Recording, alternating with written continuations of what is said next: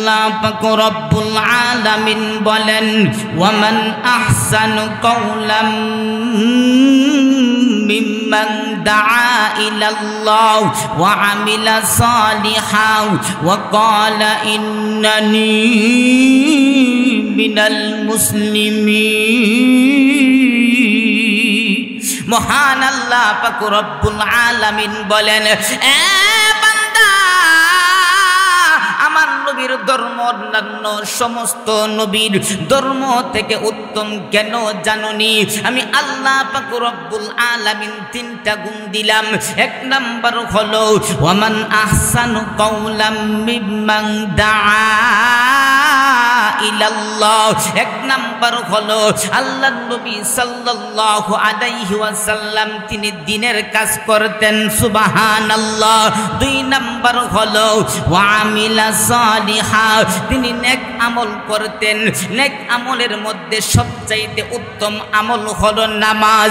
আল্লাহর পয়গম্বর সাল্লাল্লাহু আলাইহি ওয়াসাল্লাম বলেন আউয়ালু মা ইউহাসাবু বিহিল আবদু ইয়াউমাল কিয়ামাতিস সালাত। মহান আল্লাহ পাক রব্বুল আলামিন বলেন সাহাবীরা কাল কিয়ামতের ময়দানে হাসরের মাঠে সর্বপ্রথম নামাজের হিসাব নেওয়া হবে। আমার আল্লাহ পাক রব্বুল আলামিন সূরাতুল মুদ্দাসসিরের মধ্যে বলেন কুল্লু নাফসিন বিমা কাসাবাত রাহিনা ইল্লা আসহাবাল ইয়ামিন। মহান আল্লাহ পাক রব্বুল আলামিন বলেন কুল্লু নাফসিন বিমা কাসাবাত রাহিনা, প্রত্যেকটা মানুষ তার কৃতকর্মের জন্য দায়ী, কিন্তু ইল্লা আসহাবাল ইয়ামিন, যাদের আমলনামা ডান হাতের মধ্যে দেওয়া হবে ফি জান্নাত, তারা জান্নাতের মধ্যে থাকবে, সুবহানাল্লাহ। আমার আল্লাহ পাক রব্বুল আলামিন বলেন যাদের আমলনামা বাম হাতের মধ্যে দেওয়া হবে, আমার আল্লাহ পাক রব্বুল আলামিন বলেন ওয়া আম্মা মান উতিয়া কিতাবাহু বিশিমালি ফায়াকুলু ইয়া লাইতানি লাম উতা কিতাবিয়া। আমার আল্লাহ পাক রব্বুল আলামিন বলেন এ বান্দা কাল কিয়ামতের ময়দানে হাসরের মাঠে মহান আল্লাহ পাক রব্বুল আলামিন বলেন, আমার আল্লাহ পাক রব্বুল আলামিন বলেন যাদের আমলনামা বাম হাতের মধ্যে দেওয়া হবে, তখন আপনার আমলনামা পাইয়া তখন তারা বলবে ফায়াকুলু ইয়া লাইতানি লাম উতা কিতাবিয়া, হায়রে আমার আমলনামা আজকে যদি আমি না দেখতে পাইতাম। এমত অবস্থায় ডাক দিয়া বলেন ওলাম আদরি মা হিসাবিয়া, হায়রে আমার হিসাবটা যদি আজকে আমি না জানতাম। তারপরের আয়াতের মধ্যে বলেন ইয়া লাইতাহা কানাতিল কাদিয়া, আমার মৃত্যুটাই যদি শেষ হইয়া যাইতো। তারপরের আয়াতের মধ্যে বলেন মা আগনা আন্নি মালিয়া, আমার আল্লাহ পাক রব্বুল আলামিন বলেন এ বান্দা কাল কিয়ামতের ময়দানে হাসরের মাঠে ওই নাফরমান ডাক দিয়া বলবে মা আগনা আন্নি মালিয়া, হায়রে আমার ধন সম্পদ, আজকে আমার ধন সম্পদ কোনো উপকারে আসলো না। যেই ধন সম্পদের জন্য আমি বাড়ি ছাড়লাম, ঘর ছাড়লাম, দেশ ছাড়লাম, বাহিরে যাইয়া বছরের পর বছর কাটাইলাম, এই যেই ধন সম্পদ উপার্জন করলাম, মা আগনা আন্নি মালিয়া, আমার ধন সম্পদ তো কোনো কাজে আসলো না। এমত অবস্থায় পরের আয়াতের মধ্যে বলেন হালাকা আন্নি সুলতানিয়া, হায়রে আমার ক্ষমতা, আমার দুনিয়ার মধ্যে এতই ক্ষমতা ছিল, আমার চেহারার দিকে তাকাইয়া কেউ কথা বলতে পারতো না, যেইভাবে মন চাই সেইভাবে আমি আমার ইউনিয়ন, আমার জেলা, আমার দেশ সবকিছু আমি আমার মন গড়া মতে পরিচালনা করতাম। আজকে আমার ক্ষমতা কোথায় গেল? আমার আল্লাহ পাক রব্বুল আলামিন পরের আয়াতের মধ্যে বলেন খুদুহু ফাগুল্লু, মহান আল্লাহ পাক রব্বুল আলামিন বলেন এ ফেরেশতারা আমার নাফরমান বান্দাটারে ধর, কুদুহু ফাগুল্লু বেরি পরায়া দে। আমার আল্লাহ পাক রব্বুল আলামিন বলেন, বান্দা আমি আল্লাহ পাক রব্বুল আলামিন সব কিছু বানাইলাম হুকুমের মাধ্যমে। বান্দা আমি আল্লাহ তোরে হুকুমের মাধ্যমে বানাই নাই। আমি আল্লাহ 7টা আকাশ বানাইলাম। আমি আল্লাহ 1 নাম্বার আকাশটা বানাইলাম পানি দ্বারা হুকুমের মাধ্যমে। 2 নাম্বার আকাশটা বানাইলাম তামা দ্বারা হুকুমের মাধ্যমে। 3 নাম্বার আকাশটা বানাইলাম লোহা দ্বারা হুকুমের মাধ্যমে। 4 নাম্বার আকাশটা বানাইলাম রূপা দ্বারা হুকুমের মাধ্যমে। 5 নাম্বার আকাশটা বানাইলাম স্বর্ণ দ্বারা হুকুমের মাধ্যমে। 6 নাম্বার আকাশটা বানাইলাম আমি আল্লাহ পাক রব্বুল আলামিন ইয়াকুত পাথর দ্বারা হুকুমের মাধ্যমে। আমি আল্লাহ 7 নাম্বার আকাশটা বানাইলাম নূর দ্বারা হুকুমের মাধ্যমে। আমি আল্লাহ সব কিছু হুকুমের মাধ্যমে বানাইলাম। বান্দা আমি আল্লাহ পাক রব্বুল আলামিন 7টা জমিন বানাইলাম হুকুমের মাধ্যমে। 7টা জমিনকে আমি আল্লাহ পাক রব্বুল আলামিন একটা পাথরের উপরে রেখে দিলাম হুকুমের মাধ্যমে। সুবহানাল্লাহ, আর জোরে বলেন না সুবহানাল্লাহ। মহান আল্লাহ পাক রব্বুল আলামিন বলেন, এই পাথরটাকে আমি আল্লাহ একটা মাছের পিঠের উপরে রেখে দিলাম হুকুমের মাধ্যমে। এই মাছটাকে আমি আল্লাহ পানির উপরে রেখে দিলাম হুকুমের মাধ্যমে। আমি আল্লাহ এই পানিটাকে আমি আল্লাহ একটা প্লেটের মধ্যে রেখে দিলাম হুকুমের মাধ্যমে। আমি আল্লাহ এই প্লেটটাকে কোথাও রাখি নাই, ভাসমান অবস্থায় রেখে দিলাম হুকুমের মাধ্যমে। বান্দা আমি আল্লাহ পাক রব্বুল আলামিন তোরে হুকুমের মাধ্যমে বানাই নাই। আমি আল্লাহ 7টা ধাপে তোরে বানাইলাম।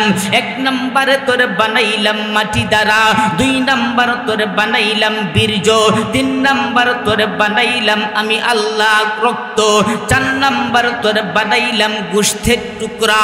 আমি আল্লাহ 5 নম্বরে একটা হাড্ডির খাসা বানাইলাম।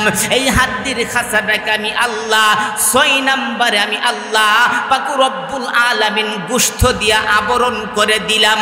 আমি আল্লাহ 7 নম্বরে তোর মধ্যে রূহ দিলাম। আমি আল্লাহ রূহ দিয়া তোরে দুনিয়ার মধ্যে পাঠাইলাম। আমি আল্লাহ তোরে 70 থেকে 100 বছর হায়াত দিলাম। বান্দা তুই নাফরমানি কিভাবে করলি রে বান্দা? আমার আল্লাহ পাক রব্বুল আলামিন ফেরেশতাদেরকে বলবে, কুতুহু ফাগুল্লু, হে আমার ফেরেশতারা আমার নাফরমান বান্দাটারে ধর, বেরি পরায়া দে। বেরি পরাইয়া সুম্মাল জাহিমা সল্লু, তার জাহান্নামের মধ্যে নিক্ষেপ কর। ইন্না লিল্লাহ। এমত অবস্থায় আপনার আল্লাহ তাআলা বলে, বান্দা আমি আল্লাহ পাক রব্বুল আলামিন, আমি আল্লাহ পাক রব্বুল আলামিন এত সুন্দর করে আমি আল্লাহ পাক রব্বুল আলামিন তোকে সৃষ্টি করলাম। বান্দা সব কিছু বানাইলাম হুকুমের মাধ্যমে। আমি আল্লাহ পাক রব্বুল আলামিন কিন্তু তোরে হুকুমের মাধ্যমে বানাই নাই। আমি আল্লাহ পাক রব্বুল আলামিন 7টা ধাপে তোরে বানাইলাম। বান্দা আমি আল্লাহ তোরে বানাইলাম প্রথমে মাটি, 2 নাম্বার তোরে বানাইলাম বীর্য, 3 নাম্বার তোরে বানাইলাম রক্ত, 4 নাম্বার তোরে বানাইলাম গোশতের টুকরা। আমি আল্লাহ গোশতের টুকরা বানায়া আমি আল্লাহ পাক রব্বুল আলামিন একটা হাড্ডির খাসা বানাইলাম। হাড্ডির খাসাটাকে আমি আল্লাহ আবার গোশত দিয়া আবরণ করে দিলাম। তারপরে আমি আল্লাহ তোর ভিতরে রূহ দিয়া একদিনে তোরে বানাই নাই। বান্দা তোরে আমি 10 মাস সময় লাগাইয়া আমি আল্লাহ তোরে বানাইলাম। বান্দা তুই কিভাবে নাফরমানি করলি? আমার আল্লাহ ফেরেশতাদেরকে ডাক দিয়া বলবে, হে আমার ফেরেশতারা আমার নাফরমান বান্দাটারে ধরো, কুতুহু ফাগুল্লু, তারে বেরি পরায়া দাও, সুম্মাল জাহিমা সল্লু, তারে জাহান্নামের মধ্যে নিক্ষেপ করো। জাহান্নাম কি আপনার সুখের জায়গা না দুঃখের জায়গা? জোরে বলেন, সুখের জায়গা না দুঃখের জায়গা? দুঃখের জায়গা। এত শাস্তি মহান আল্লাহ পাক রব্বুল আলামিন নাফরমানদের জন্য আল্লাহ পাক রব্বুল আলামিন এত শাস্তি রেখেছে, শাস্তির কোনো শেষ নাই। তারপরেও উল্লেখযোগ্য উল্লেখযোগ্য 13টা আপনার জাহান্নামের শাস্তি আছে। জাহান্নামের 13টা শাস্তি নিয়ে আমি যদি আলোচনা করতে যাই তাহলে 13 ঘন্টার প্রয়োজন। তারপরেও সংক্ষিপ্ত আকারে শুধু আপনার নামগুলি বলার পরে নামের পিছনে একটু টাচ দিয়ে যাব আপনার ওই জাহান্নামের শাস্তিগুলি কত ভয়ঙ্কর। 13টা উল্লেখযোগ্য শাস্তি আছে। 1 নম্বর শাস্তির নাম হলো নারুন, 2 নম্বর শাস্তির নাম হলো মাকামি, 3 নম্বর শাস্তির নাম হলো আগলাল, 4 নম্বর শাস্তির নাম হলো সালাসিল, 5 নম্বর শাস্তির নাম হলো হাইয়াতুন ওয়া আকরাবুন, 6 নম্বর শাস্তির নাম হলো দড়ি, 7 নম্বর শাস্তির নাম হলো গিসলিন, 8 নম্বর শাস্তির নাম হলো গসাক, 9 নম্বর শাস্তির নাম হলো ওয়াতআমান যা গুসসা, 10 নম্বর শাস্তিটার নাম হলো মাউন হামিম, 11 নম্বর শাস্তিটার নাম হলো মাউন সদিদ, 12 নম্বর শাস্তিটার নাম হলো মাউন কালবুহুন, 13 নম্বর শাস্তিটার নাম হলো মাউন গসাক। এই হলো উল্লেখযোগ্য জাহান্নামের 13টা শাস্তি।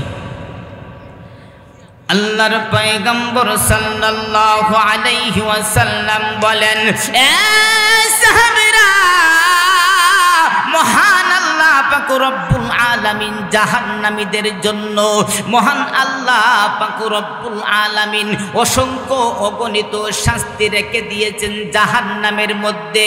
এর মধ্যে 13টা শাস্তি হলো উল্লেখযোগ্য। 1 নম্বরটার নাম হলো নারুন। নারুন মানে হইল আগুন। আল্লাহর পয়গম্বর ডাক দিয়া বলেন, এ সাহাবীরা,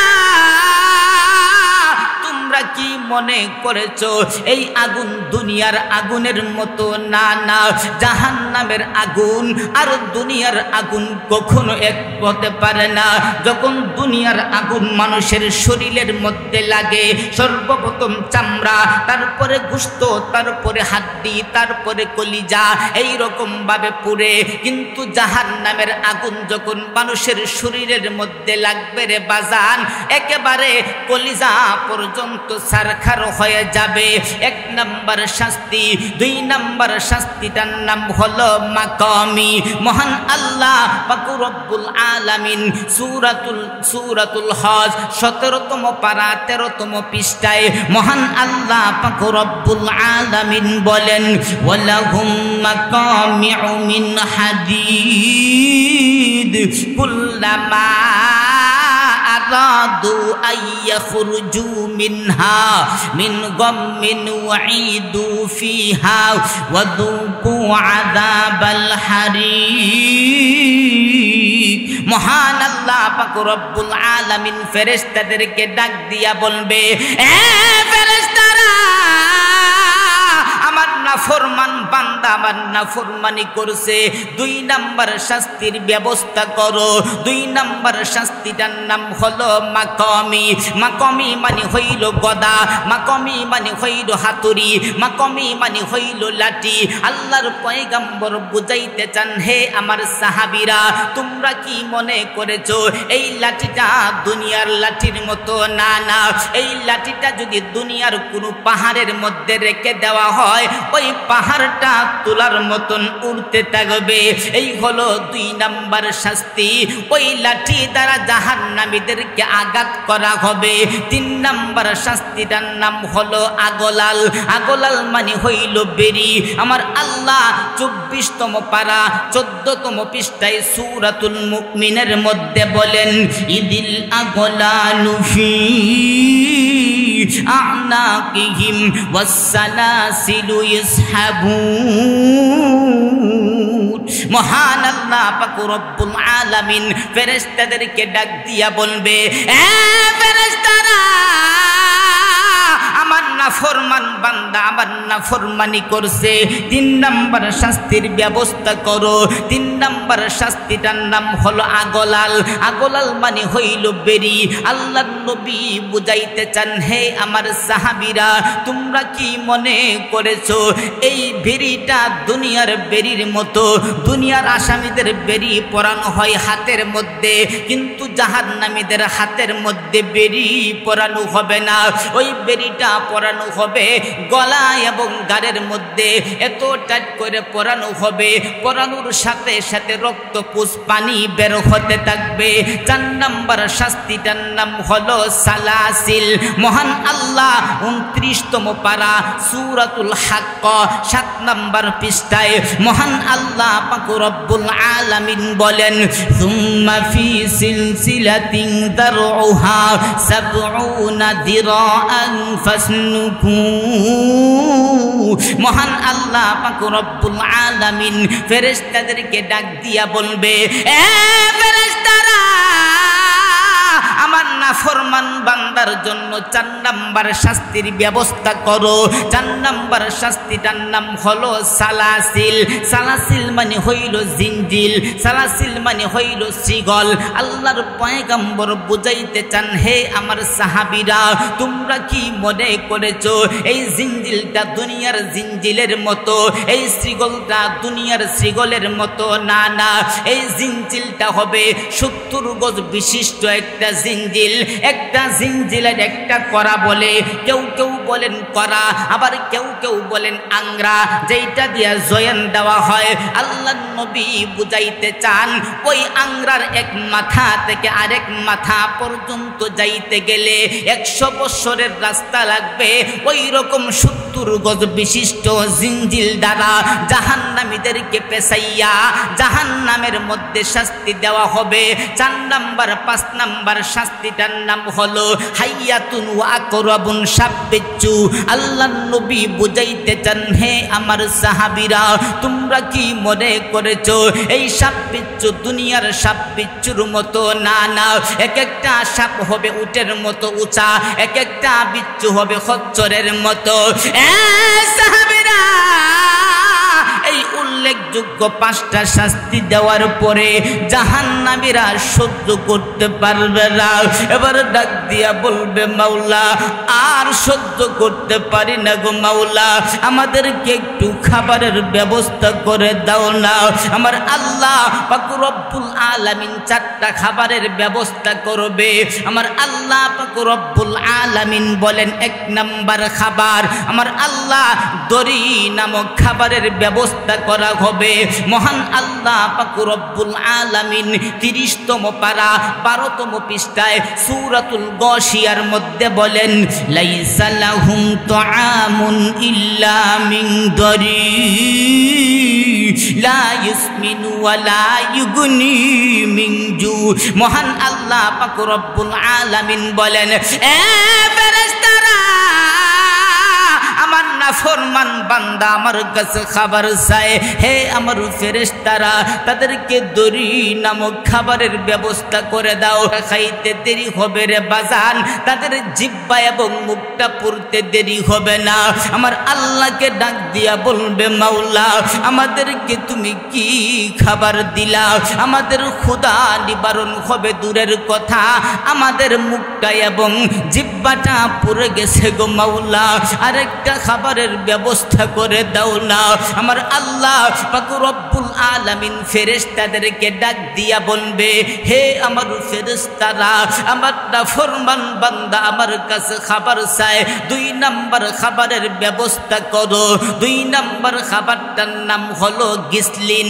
আমার আল্লাহ 29তম পারা 8তম পৃষ্ঠায় সূরাতুল হাক্কর মধ্যে বলেন, ওয়ালা তুআমুন ইল্লা মিন গিসলিন লা ইয়াকুলুহু ইল্লাল খাতিউন। মহান আল্লাহ পাক রব্বুল আলামিন বলেন, হে আমার ফেরেশতারা, আমার নাফরমান বান্দা আমার কাছে খাবার চায়, 2 নম্বর খাবারের ব্যবস্থা করো। 2 নম্বর খাবারটার নাম হলো গিসলিন। আমার আল্লাহ ফেরেশতাদেরকে ডাক দিয়া বলে, হে আমার ফেরেশতারা, আমার নাফরমান বান্দার জন্য গিসলিন নামক খাবারের ব্যবস্থা করো। বাজানো, ওই খাবারটা খাইতে দেরি হবে রে বাজান, তাদের গলাটা পুড়তে দেরি হবে না। এমত এমত অবস্থায় ডাক দিয়া বলবে মাওলা আমাদেরকে তুমি কি খাবার দিলা, আমাদের ক্ষুধা নিবারণ হবে দূরের কথা, আমাদের গলাটাকে জ্বালাইয়া দিছে, মাওলা আরেকটা খাবারের ব্যবস্থা করে দাও না। আমার আল্লাহ ফেরেশতাদেরকে ডাক দিয়া বলবে হে আমার ফেরেশতারা, আমার নাফরমান বান্দার জন্য 3 নাম্বার খাবারের ব্যবস্থা করো। 3 নাম্বার খাবারটার নাম হলো জাক্কুম।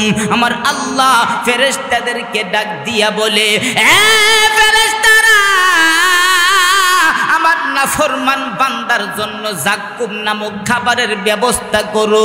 বাজানো ওই জাক্কুম নামক খাবারটা যখন দেওয়া হবে, আমার আল্লাহ 25তম পারা 16তম পৃষ্ঠায় সূরাতুদ দুখানের মধ্যে বলেন ইন্না শাজারাতাজ জাক্কুম তুআমুল আসীম। মহান আল্লাহ পাক রব্বুল আলামিন ফেরেশতাদেরকে ডাক দিয়া বলে হে আমার ফেরেশতারা, জাক্কুম নামক খাবারের ব্যবস্থা করে দাও।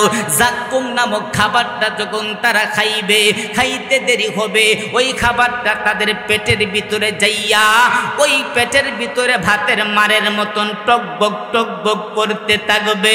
এমতো অবস্থায় ডাক দিয়া বলবে মাওলা তোমার কাছে প্রথম খাবার চাইলাম, মাওলা আমাদেরকে তুমি দড়ি নামক খাবার দিলা, আমাদের ক্ষুধা নিবারণ হবে দূরের কথা, আমাদের মুখটা এবং জিহ্বাটা পুড়ে গেছে, মাওলা তোমার কাছে 2 নাম্বার খাবার চাইলাম, মাওলা তুমি আমাদেরকে গিসলিন নামক খাবার দিলা, আমাদের ক্ষুধা নিবারণ হবে দূরের কথা, মাওলা আমাদের গলাটা পুড়ে গেছে, মাওলা তোমার কাছে 3 নাম্বার খাবার চাইলাম, মাওলা তুমি আমাদেরকে জাক্কুম নামক খাবার দিলা, মাওলা আমাদের ক্ষুধা নিবারণ হবে দূরের কথা, আমাদের পেটটাকে জ্বালাইয়া দিছে, মাওলা আর সহ্য করতে পারি না গো মাওলা, আরেকটা খাবার চাইলাম, তুমি আমাদেরকে গুস্স নামক খাবার দিলা, আমাদের ক্ষুধা নিবারণ হবে দূরের কথা, আমাদের গলার মধ্যে আটকায়া গেছে। ওই সময় চিন্তা করবে হাইরে আমরা যখন দুনিয়াতে খাবার খাইতাম, আমরা যদি গলার মধ্যে আটকায়া যাইতো ওই সময় আমরা পানি খাইতাম। আমার আল্লাহ তাআলার কাছে ডাক দিয়া বলবে মাওলা আমাদেরকে একটু পানির ব্যবস্থা করে দাও না। আমার আল্লাহ পাক রব্বুল আলামিন ফেরেশতাদেরকে ডাক দিয়া বলে এ ফেরেশতারা, আমার নাফরমান বান্দা আমার কাছে পানি চায়, 4টা পানির ব্যবস্থা করে দাও। 1 নাম্বার হলো মাউন হামিম, 2 নাম্বার হলো মাউন সদীদ, 3 নাম্বার হলো মাউন কালবুহুন। 3টা পানি যখন ব্যবস্থা করে দেওয়া হবে ওই পানিগুলি খাইতে দেরি হবে, পিপাসা আরো বেড়ে যাবে, গলার কাটা আরো আটকায়া যাবে। আমার আল্লাহ তাআলার কাছে ডাক দিয়া বলবে মাওলা আর সহ্য করতে পারি না, আরেকটা পানির ব্যবস্থা করে দাও না। আমার আল্লাহ ফেরেশতাদেরকে ডাক দিয়া বলে হে আমার ফেরেশতারা, আমার নাফরমানের জন্য 4 নাম্বার পানির ব্যবস্থা করে দাও, গসাক নামক পানির ব্যবস্থা করে দাও।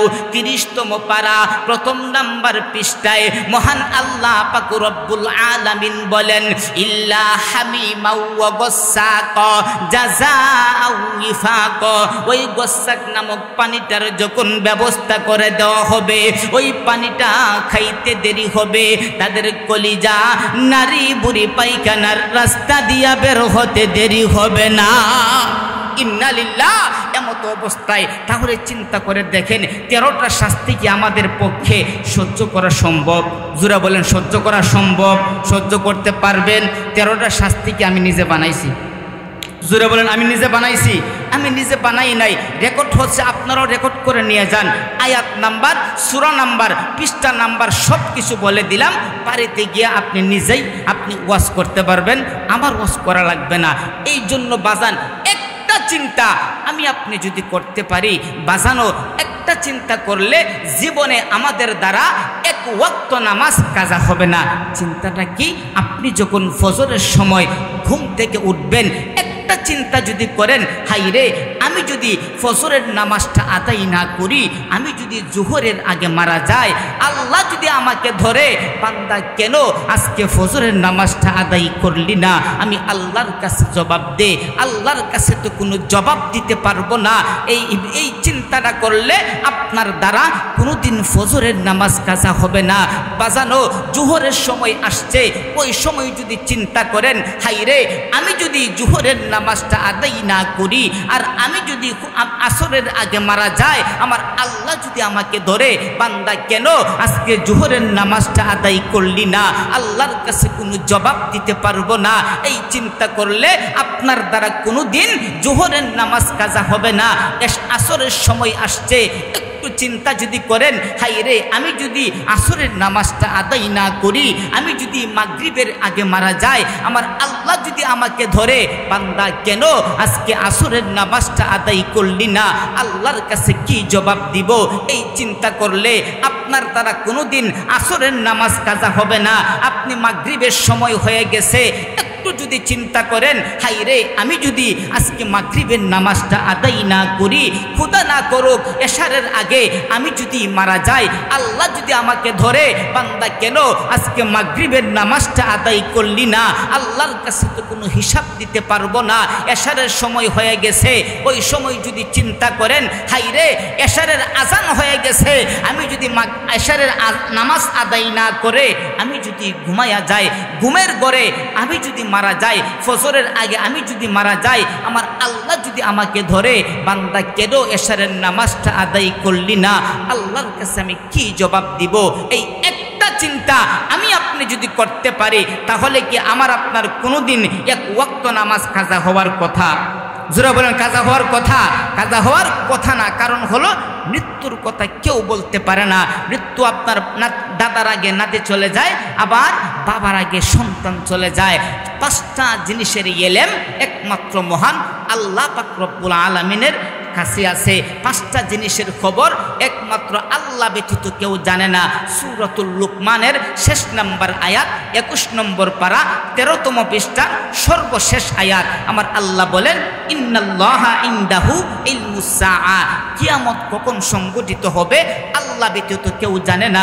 2 নম্বর হলো ওই উনাজ্জিলুল গায়ব, আমার আল্লাহ বলেন বৃষ্টি কখন হবে, কোথায় হবে আল্লাহ ব্যতীত কেউ জানে না। একটু খেয়াল করে দেখবেন, আপনাদের বীরবাগের মধ্যফারা বৃষ্টি, বেলাবর গিয়া দেখবেন বৃষ্টি নাই। এই রকম হয় কি হয় না? যারা বলেন হয় কি হয় না? গিয়ে দেখলেন বেলাবর আপনার বৃষ্টি, আপনার কাছে ডল নামতেছে, আপনি বাড়িতে আসলেন, আইসা দেখলেন বৃষ্টি নাই। এই জন্য 2 নম্বর হলো ওই উনাজ্জিলুল গায়ব, যে বৃষ্টি কখন কোথায় হবে আল্লাহ ব্যতীত কেউ জানে না। 3 নম্বর হলো ওয়া ইয়ালামু মা ফিল আরহাম, মার রেহেমের মধ্যে কি সন্তান আছে, ছেলে সন্তান আছে নাকি মেয়ে সন্তান আছে, আল্লাহ ব্যতীত কেউ জানে না। এখন বলতে পারেন, হুজুর আপনি কিশোরগঞ্জ থেকে আইসা আপনি বললেই হলো, আমাদের বাগদারের মানুষ বড় চালাক, সন্তান ভূমিষ্ঠ হওয়ার আগেই ভৈরব নরসিংদী ঢাকা গিয়া জানতে পারি ছেলে হবে নাকি মেয়ে হবে। আমিও আপনাদের সাথে একমত, আপনারাও জানতে পারেন, কিন্তু কখন? যখন সন্তানটাকে আমার আল্লাহ পরিপূর্ণভাবে গঠন করে আমার আল্লাহ যখন মার রেহেমের মধ্যে দিয়ে দেয়। 4 মাস পরে, 4 মাসের আগে কোনো বৈজ্ঞানিক, কোনো ডাক্তার আপনার আলট্রাসোনোগ্রাম করবে না, করলেও ধরা যাবে না এটা মেয়ে সন্তান নাকি ছেলে সন্তান। তারপরেও 4 মাস পরেও আপনার ডাক্তার বলে দেয় ছেলে হওয়ার সম্ভাবনা কিংবা মেয়ে হওয়ার সম্ভাবনা, সরাসরি ডাইরেক্টলি বলে না। এই জন্য 3 নম্বর হলো ওয়া ইয়ালামু মা ফিল আরহাম, মার রেহেমের মধ্যে কি সন্তান আছে আল্লাহ ব্যতীত কেউ জানে না। 4 নম্বর হলো ও মা তাদরি নাফসুম মাযা তাকসিবু গদা, যে আপনার আগামীকাল তুমি কি করবা আল্লাহ ব্যতীত কেউ জানে না। 5 নম্বর হলো ও মা তাদরি নাফসুম বিআইয়ি আরদিন তামুত, যে আমার মৃত্যু কখন কোথায় হবে আল্লাহ ব্যতীত কেউ জানে না। তাহলে চিন্তা করে দেখেন, আজকে যে আপনি নামাজটা আদায় করেন নাই, এই যে এখানেও আজকে যারা বসছেন এশারের নামাজ আদায় করেন নাই, একটু চিন্তা করে দেখেন, আপনি খোদা না করুক ফজরের আগে আপনি যদি মারা যান, আমার আল্লাহর কাছে আপনি কি জবাব দিবেন? কোনো জবাব আছে বাজান? জোরে বলেন, কোনো জবাব আছে? কোনো জবাব নাই। আমার আল্লাহ পাক রব্বুল আলামিন বলেন, বান্দা তুমি যাই করো না কেন? আমি আল্লাহকে ফাঁকি দিয়া একটা গুনাহ করাও সম্ভব না। তারপরেও মহান আল্লাহ পাক রব্বুল আলামিন আমাদের পিছনে, প্রত্যেকটা মানুষের পিছনে কোরআনে বর্ণিত 8টা সিসি ক্যামেরা আমার আল্লাহ পাক রব্বুল আলামিন ফিটিং করে দিয়েছে। আল্লাহ পাক রব্বুল আলামিন বলেন, আল-ইয়াউমা নাখতিমু আলা আফওয়াহিহিম ওয়া তুকাল্লিমুনা আইদিহিম ওয়া তাশহাদু আরজুলুহুম বিমা কানু ইয়াকসিবুন। মহান আল্লাহ পাক রব্বুল আলামিন বলেন, এ বান্দা, গুনাহ করার কোনো অপশন নেই রে বান্দা। কাল কিয়ামতের ময়দানে, হাসরের মাঠে, আল ইয়াউমা নাখতিমু আলা আফওয়াহিহিম, আমি আল্লাহ প্রত্যেকের জবানের মধ্যে মোহর মেরে দিব। ওই জবান দিয়া কোনো কথা বলতে পারবা না। ওয়া তুকাল্লিমুনা আইদিহিম, আমি আল্লাহর কাছে ওই দিন তোমার 1 নাম্বার সাক্ষী। ওয়া তুকাল্লিমুনা আইদিহিম, তোমার হাত সমূহ তোমার বিরুদ্ধে সাক্ষী দিবে। 2 নাম্বার সাক্ষী হলো ওয়া তাশহাদু আরজুলুহুম, তোমার 2টা পা সমূহ তোমার বিরুদ্ধে সাক্ষী দিবে। 3 নাম্বার সাক্ষী 24তম পারা হামিম সাজদা 17তম পৃষ্ঠা 20 নাম্বার আয়াত 17তম পৃষ্ঠার সর্বশেষ আয়াত। মহান আল্লাহ পাক রব্বুল আলামিন বলেন, হাত্তা ইদা মা জাউহা শাহিদা আলাইহিম সামউহুম ওয়া আবসারুহুম ওয়া জুলুদুহুম বিমা কানু ইয়ামালুন।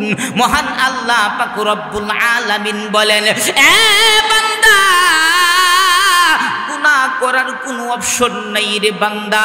3 নাম্বার সাক্ষীটার নাম হলো তোমার 2টা চক্ষু তোমার বিরুদ্ধে সাক্ষী দেবে। আমার আল্লাহ পাক রব্বুল আলামিন বলেন, যেই চক্ষু দিয়া তুমি গুনাহ করো, হে যুবক ভাই তোমাকে বলি, হে যুবতী বোন একটু খেয়াল করে শোনো, আজকে তুমি তোমার মাকে ফাঁকি দিছো, আজকে তুমি তোমার বন্ধুকে ফাঁকি দিছো, আজকে তুমি তোমার বাবাকে ফাঁকি দিছো, সবাইকে ফাঁকি দিয়া দরজা লাগাইয়া রুমের ভিতরে যাইয়া কম্বলের ভিতরে ঢুইকা তুমি অশ্লীল ভিডিও দেখো। আমার আল্লাহ পাক রব্বুল আলামিন বলেন, হে বান্দা, তুমি সবাইকে ফাঁকি দিলা, কিন্তু যেই চক্ষু দিয়া তুমি গুনাহ করলা, ওই চক্ষু তোমার বিরুদ্ধে সাক্ষী দিবে। 4 নাম্বার শাস্তিটার নাম হলো, আমার আল্লাহ পাক রব্বুল আলামিন বলেন, যেই কান দিয়া তুমি গুনাহ করো, ওই কান তোমার বিরুদ্ধে সাক্ষী দিবে। 5 নাম্বার সাক্ষীটা খেয়াল করে শুনেন, আমার আল্লাহ পাক রব্বুল আলামিন বলেন, ওয়াজুলুদুহুম জিলদুন, মানে হইল আপনার শরীরের চামড়া। আমার আল্লাহ পাক রব্বুল আলামিন বলেন, এ বান্দা, গুনাহ করার কোনো অপশন নাই রে বান্দা, তোমার শরীরের চামড়া তোমার বিরুদ্ধে সাক্ষী দিবে। 7 নাম্বার 6 নাম্বার শাস্তিটার নাম হলো, 6 নাম্বার সাক্ষীটার নাম হলো কিরামান কাতিবিন, 2 জন সম্মানিত লেখক কাল কিয়ামতের ময়দানে হাসরের মাঠে তোমার বিরুদ্ধে সাক্ষী দিবে।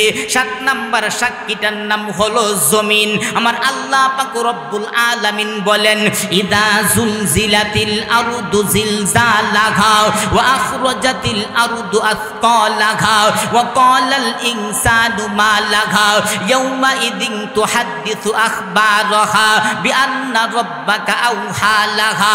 মহান আল্লাহ পাক রব্বুল আলামিন বলেন, এ বান্দা, গুনাহ করার কোনো অপশন নাই রে বান্দা। হে বান্দা, 7 নাম্বার সাক্ষীটার নাম হলো জমিন। ইয়াউমা ইদিন তুহাদ্দিসু আখবারাহা, যেই জমিনের মধ্যে দাঁড়াইয়া তুমি গুনাহ করো, ওই জমিন তোমার বিরুদ্ধে সাক্ষী দিবে। 8 নাম্বার সাক্ষীটা খেয়াল করে শুনুন, আমার আপনার আমল নামা আমার আল্লাহ 15তম পারা 18তম পৃষ্ঠায় সূরাতুল কাহাফের মধ্যে বলেন, ওয়াফুদিআল কিতাব الكتاب فترى المجرمين مشفقين مما فيه ويقولون يا ويلتنا ما لهذا الكتاب لا يغادر صغيرة ولا كبيرة আমার আল্লাহ পাক রব্বুল আলামিন বলেন বান্দা গুনাহ করার কোনো অপশন নাই রে বান্দা কাল কিয়ামতের ময়দানে 8 নাম্বার সাক্ষী তোমার আমলনামা তোমার হাতের মধ্যে যখন দেওয়া হবে তখন তুমি বলবা মালি হাদাল কিতাব হায়রে এটা কি এমন আমলনামা লা ইউগাদিরু সগীরাতা ওয়ালা কাবীরা লা ইউগাদিরু সগীরা এখান থেকে তো একটা ছোট গুনাহও ছুটে নাই ওয়ালা কাবীরা বড় গুনাহও ছুটে নাই আমার আল্লাহ পাক রব্বুল আলামিন বলেন হে বান্দা সবাইকে ফাঁকি দিছো কিন্তু এই সাক্ষীগুলিকে ফাঁকি দিতে পারবা না ইন্না লিল্লাহ আর জোরা বলেন না ফাঁকি দেওয়া সম্ভব জোরা বলেন ফাঁকি দেওয়া সম্ভব আপনি আজকে হাত দিয়া গুনাহ করছেন এই হাত কেউ দেখে নাই এই হাত আপনার বিরুদ্ধে সাক্ষী দেবে পা দিয়া গুনাহ করছেন এই পা আপনার বিরুদ্ধে সাক্ষী দেবে সাক্ষীগুলিকে আমি বানাইছি জোরা বলেন সাক্ষীকে আমি বানাইছি আমি তো বানাই নাই আমার আল্লাহ ঘোষণা করে দিয়েছেন 3 নাম্বার সাক্ষী যে চক্ষু দিয়া যুবক তুমি গুনাহ করো এই চক্ষু তোমার বিরুদ্ধে সাক্ষী দিবে হে যুবক যে কানের মধ্যে হেডফোন লাগায়া তুমি গুনাহ করো ওই কান তোমার বিরুদ্ধে সাক্ষী দিবে হে যুবক তোমার শরীরের চামড়া আমার আল্লাহ বলেন ওয়াজুলুদুহুম জিলদুন মানে হইল আপনার শরীরের চামড়া আমার আল্লাহ বলেন তোমার শরীরের চামড়া তোমার বিরুদ্ধে সাক্ষী দিবে তারপরে 6 নাম্বার সাক্ষী কিরমান কাতিবিন সম্মানিত 2 জন লেখক 7 নাম্বার সাক্ষী তোমার জমিন যেই জমিনের মধ্যে দাঁড়াইয়া তুমি গুনাহ করো ওই জমিন তোমার বিরুদ্ধে সাক্ষী দিবে 8 নাম্বার সাক্ষীটা হলো তোমার আমার আমলনামা হাসরের মাঠে আল্লাহ যখন আমলনামা আমাদের হাতের মধ্যে দিবে আপনি নিজেই পড়বেন হাতের মধ্যে পাওয়ার পরে আপনি বলবেন মালি হাদাল কিতাব হায়রে এটা কি এমন আমলনামা লা ইউগাদিরু সগীরা ছোট একটা গুনাহও ছুটে নাই ওয়ালা কাবীরা বড় একটা গুনাহও ছুটে নাই এমত অবস্থায় আমার আল্লাহ বলবে হে ফেরেশতারা আমার নাফরমান বান্দারে ধর তারে জাহান্নামের মধ্যে ফালা তাহলে চিন্তা করে দেখেন আমাদেরকে যে কথাটা আমার বলার উদ্দেশ্য হলো উদ্দেশ্যটা যেটা আল্লাহ পাক রব্বুল আলামিন আল্লাহ রাসূল সাল্লাল্লাহু আলাইহি ওয়াসাল্লামের আদর্শ আমাদেরকে ধরতে হবে আল্লাহ রাসূল সাল্লাল্লাহু আলাইহি ওয়াসাল্লামের আদর্শ মোতাবেক আমাদেরকে চলতে হবে আদর্শ কি 6টা গুণ আমাদেরকে মানতে হবে 1 নাম্বার হলো ওয়ামান আহসানু কাওলাম মিম্মান দাআ ইলাল্লাহ আমাদেরকে আল্লাহর নবী সাল্লাল্লাহু আলাইহি ওয়াসাল্লামের 1 নাম্বার গুণ ছিল তিনি দ্বীনের কাজ করতেন 2 নাম্বার হলো ওয়া আমিলা সলিহা নেক কাজ করতেন 3 নাম্বার হলো ওয়া ক্বালা ইন্নানি মিনাল মুসলিমিন তিনি নিজেকে সব সময় মুসলমান মনে করতেন তারপরে 4 নাম্বার গুণ আমার আল্লাহ পরের আয়াতের মধ্যে বলেন ওয়ালা তাস্তাবিল হাসানাতু ওয়ালা সাইয়্যিআ ইদফা বিল্লাতি হিয়া আহসান আল্লাহ পাক রব্বুল আলামিন প্রথমে আপনার একটা ভূমিকা টানছেন ভূমিকাটা কি আল্লাহ পাক রব্বুল আলামিন বলেন ওয়ালা তাস্তাফিল হাসানাতু ওয়ালা সাইয়্যিআ মহান আল্লাহ পাক রব্বুল আলামিন বলেন এ বান্দা ভালো মন্দ কোনদিন এক হতে পারে না আমার আল্লাহ পাক রব্বুল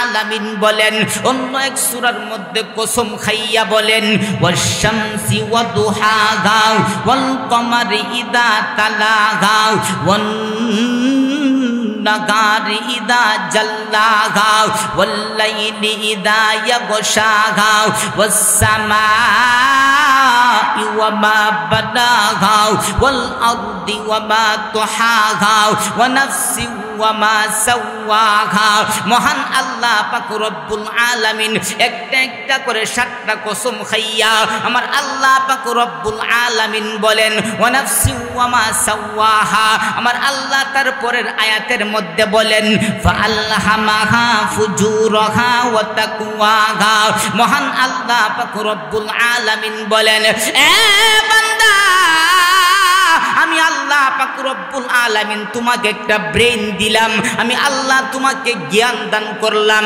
ইচ্ছা করলে সেই জ্ঞানটাকে তুমি ভালো কাজে লাগাইতে পারো, ইচ্ছা করলে তুমি এই জ্ঞানটা দিয়া ইচ্ছা করলে তুমি নামাজ আদায় করতে পারো, এই জ্ঞানটা দিয়া ইচ্ছা করলে তুমি চুরি করতে পারো। আমার আল্লাহ পাক রব্বুল আলামিন বলেন দুইটার ক্ষমতাই আমি আল্লাহ তোমাকে দিলাম, আমি আল্লাহ পাক রব্বুল আলামিন দুইটাই তোমাকে দিলাম। আমার আল্লাহ পরের আয়াতের মধ্যে বলেন কদ আফলাহা মান যাক্কাহা, মহান আল্লাহ পাক রব্বুল আলামিন বলেন এ বান্দা আমি আল্লাহ পাক রব্বুল আলামিন তোমাকে যে ব্রেন দিলাম, এই ব্রেনটা তুমি যদি নামাজের মধ্যে লাগাও, এই ব্রেনটা তুমি যদি রোজার মধ্যে লাগাও, এই ব্রেনটা তুমি যদি যাকাতের মধ্যে লাগাও, এই ব্রেনটা তুমি যদি সদকার মধ্যে লাগাও, এই ব্রেনটা তুমি যদি হালালের মধ্যে লাগাও, কদ আফলাহা মান যাক্কাহা, তাহলেই তুমি সফল। আমার আল্লাহ পরের আয়াতের মধ্যে বলেন ওয়া কদ খাবা মান দাসাহা, মহান আল্লাহ পাক রব্বুল আলামিন বলেন এ বান্দা আমি আল্লাহ যে তোমাকে ব্রেনটা দিলাম, এই ব্রেনটা তুমি যদি হারামের মধ্যে লাগাও, এই ব্রেনটা তুমি যদি সুদের মধ্যে লাগাও, এই ব্রেনটা তুমি যদি ঘুষের মধ্যে লাগাও, এই ব্রেনটা তুমি যদি জিনার মধ্যে লাগাও, এই ব্রেনটা তুমি যদি অপকর্মের মধ্যে লাগাও, ওয়াকদ খাবা মান দাসাহা, তাহলেই তুমি বিফল। আমার আল্লাহ পাক রব্বুল আলামিন বুঝাইতে চান হে আমার বান্দা ওয়ালা তাস্তাবিল হাসানাতু ওয়ালাস সাইয়্যিআ, হে বান্দা ভালো মন্দ কখনো এক হতে পারে না। তারপরের অংশে বলেন ইদফা বিল্লাতি হিয়া আহসান, আল্লাহর পয়গম্বর সাল্লাল্লাহু আলাইহি ওয়াসাল্লাম ভালোটাকে গ্রহণ করতেন, খারাপটাকে বর্জন করতেন। একবার বলি সুবহানাল্লাহ, আরো জোরে বলেন না সুবহানাল্লাহ। এত অল্প সংখ্যক মানুষের মধ্যে আমি এই 2 বছরের ভিতরে একটা প্রোগ্রামও করে নাই। আমার প্রতিদিন প্রোগ্রাম কত করা যায়, সেপ্টেম্বর থেকে শুরু করছি, আগামীকাল 3টা মাগরিবের পর থেকে এশা পর্যন্ত ভৈরব পরে, তারপরে যাব আপনার নরসিংদী শিবপুর এশারের পর, তারপরে যাব আপনার গাউসিয়া রাত 11টায়, এভাবে একেবারে আপনার রমজান পর্যন্ত ধারাবাহিক কত করা যায়। এজন্য বাজান একটু চিন্তা করে দেখেন, আমার আল্লাহ বলেন ওয়ালা তাস্তাবিল হাসানাতু ওয়ালাস সাইয়্যিআ, ভালো মন্দ কখনো এক হতে পারে না। আমার নবী ইদফা বিল্লাতি হিয়া আহসান, আল্লাহর নবী ভালোটাকে গ্রহণ করতেন, খারাপটাকে বর্জন করতেন। এই আয়াতের ব্যাখ্যায় মুফাসসিরিনে কেরাম আল্লাহর নবীর 3টা গুণ নিয়ে আলোচনা করেন। 1 নাম্বার হলো আল্লাহর নবী সাল্লাল্লাহু আলাইহি ওয়াসাল্লাম হায়ার জায়গায় হায়া করতেন, লজ্জার জায়গায় লজ্জা করতেন। আল্লাহর নবী দিনের কাজ করতেন হায়া লজ্জা সারা না, হায়া লজ্জা সহ, জোরে বলেন সারা না সহ, সহ করতেন। 1 নাম্বার হলো আল্লাহর নবী হায়ার জায়গা হায়া করতেন, লজ্জার জায়গা লজ্জা করতেন। 2 নাম্বার হলো আল্লাহর রাসূল সাল্লাল্লাহু আলাইহি ওয়াসাল্লাম গরমের জায়গায় গরম হইতেন। 3 নাম্বার হলো আল্লাহর নবী নরমের জায়গায় নরম হইয়া যাইতেন। আমাকে টাইম দেওয়া হয়েছিল যে আপনার 8:30 পর্যন্ত, আমার টাইমও শেষ, আলোচনা প্রায় শেষের পথে। একটু শুধু বোঝা যায় আল্লাহর নবী কতটুকু নরম ছিলেন। এক ইহুদি আল্লাহর রাসূল সাল্লাল্লাহু আলাইহি ওয়াসাল্লামের আপনার বাসায় আসলেন, মেহমান হলেন। এমত অবস্থায় আল্লাহর রাসূল সাল্লাল্লাহু আলাইহি ওয়াসাল্লাম রাত্রিবেলা ওই ইহুদির মেহমানদারি করলেন, তাকে ঘুম পাড়াইয়া রাখলেন। গভীর রজনীতে ওই ইহুদির আপনার বাথরুমে চাপ দিছে।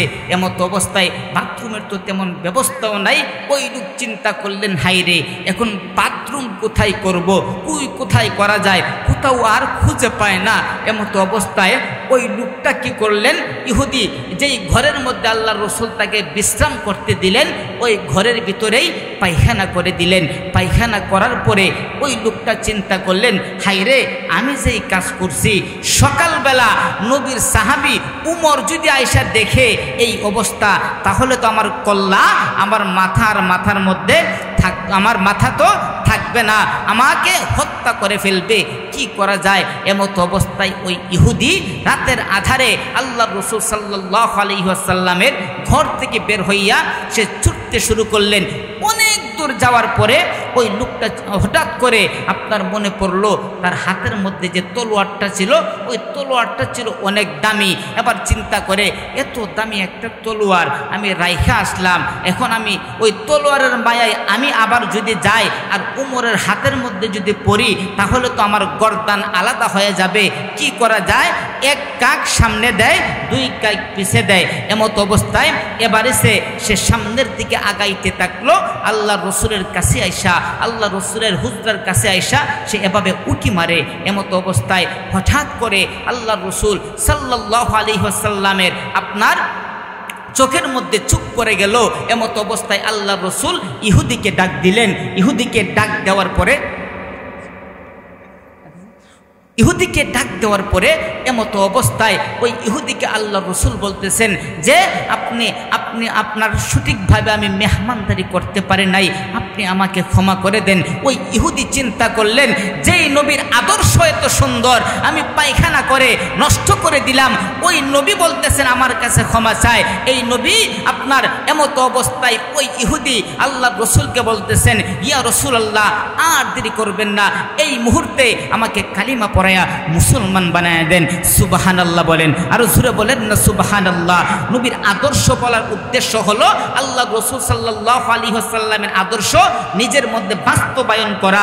বাস্তবায়ন করতে গেলে 6টা গুণ আমাদেরকে অর্জন করতে হবে। 1 নাম্বার হলো ওয়ামান আহসানু কাওলাম মিম্মান দাআ ইলাল্লাহ। আল্লাহ নবী দাওয়াতের কাজ করছে, আমাদেরকেও দাওয়াতের কাজ করতে হবে, দ্বীনের কাজ করতে হবে। 2 নাম্বার হলো ওয়া আমিলা সালিহা। আল্লাহ নবী নেক কাজ করছে, আমাদেরকে নেক কাজ করতে হবে। 3 নাম্বার হলো ওয়া ক্বালা ইন্নানি মিনাল মুসলিমিন। আল্লাহ নবী সবসময় নিজেকে মুসলমান মনে করতেন, আমাদেরকে মুসলমান মনে করতে হবে। কিন্তু আমরাও তো মুসলমান মনে করি, কিন্তু এটাকে বলা হয় না। আল্লাহ নবী বলেন যার হাত এবং জবান দ্বারা অপর মুসলমান কষ্ট না পায় সেই হলো প্রকৃত মুসলমান। তাহলে 3টা গুণের কারণে আল্লাহ নবীর ধর্ম অন্যান্য সমস্ত নবী রাসূলের ধর্মের চাইতে উত্তম। তারপরে হলো 3টা গুণ। আল্লাহ নবী আপনার হায়ার জায়গায় হায়া করতেন, লজ্জার জায়গায় লজ্জা করতেন। যার হায়া নাই, যার লজ্জা নাই, আল হায়াউ শুবাতুম মিনাল ঈমান, যে আপনার লজ্জা হলো ঈমানের অঙ্গ, যার লজ্জা নাই তার ঈমানের একটা অংশ নাই। এই জন্য আপনাদের হায়া এবং লজ্জা থাকতে হবে। 5 নাম্বার হলো আমার আল্লাহ নবীর আপনার গরমের জায়গায় গরম হয়ে যাইতেন। যদি আপনার জিহাদের ডাক আসে জিহাদ করতে হবে। 6 নাম্বার হলো নরমের জায়গায় নরম হয়ে যেতে হবে। একজন মানুষ অপরাধ করেছে, এমত অবস্থায় আপনার কাছে আসছে, আয়েশা বলতেছেন ভাই আমার ভুল হয়ে গেছে। যখন সে ক্ষমা চায়, আপনি যদিও কঠোর থাকেন ওই সময় নরম হইয়া আল্লাহ নবীর আদর্শ মোতাবেক তাকে ক্ষমা করে দেওয়া আপনার জন্য উত্তম হবে। আল্লাহ পাক রব্বুল আলামিন আমাদের প্রত্যেককে 6 গুণে গুণান্বিত হয়ে আল্লাহ পাক রব্বুল আলামিন মৃত্যু পর্যন্ত যেন 6 গুণের উপরে আমল করতে পারি। আল্লাহ তাআলা আমাদের সবাইকে আমল করার এবং বোঝার তৌফিক দান করুক। সবাই বলি আমিন। ওয়া আখির দাওয়ানা আনিল হামদুলিল্লাহি রাব্বিল আলামিন।